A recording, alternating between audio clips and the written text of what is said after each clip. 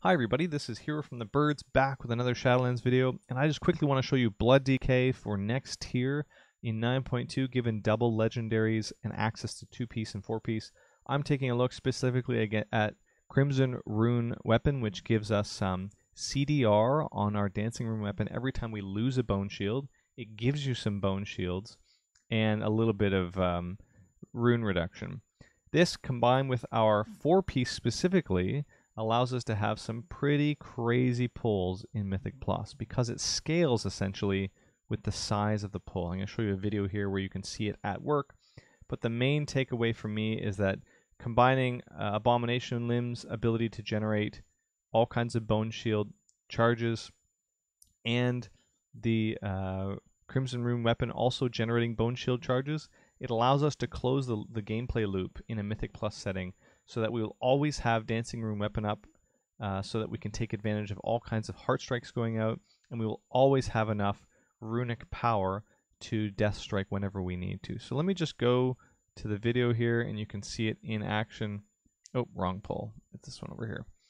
And I'll just show you very quick. We go and pull these guys because I really want to see them produce all of those minions so we can see how much Heartstrike we get.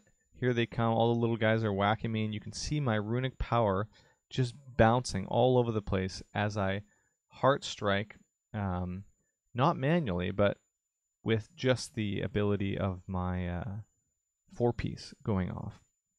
Here the main thing to keep in mind is we want to be in our Death and Decay so that our Heartstrikes that we're getting passively cleave and give us more Runic Power.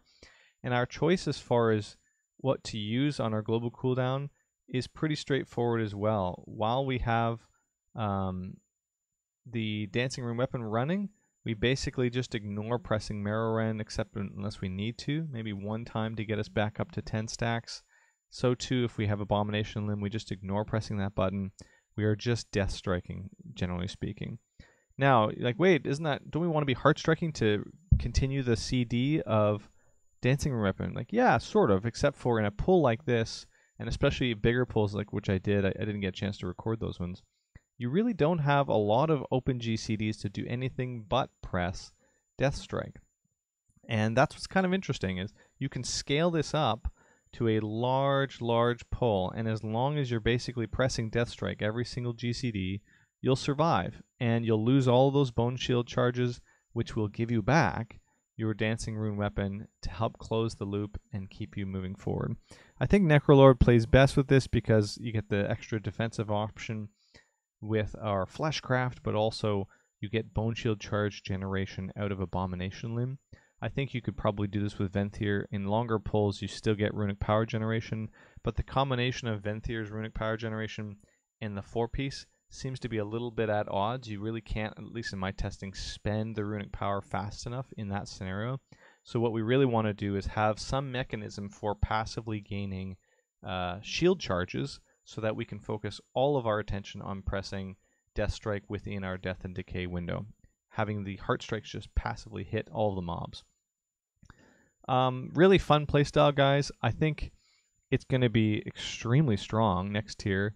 We're thinking about Brewmaster Monks being really strong, but this has a kind of gameplay loop that's really hard to ignore, whereas I think for Brewmasters, they still kind of run out of keg smashes, so if you pull too large, their Keg of the Heavens maybe can't keep up, although both of them feel very similar, that you're pressing your Deathstrike button, your massive healing button, that scales off of the amount of things that you're hitting, in the case of the keg, or in Deathstrike's case, the amount of times you've been hit.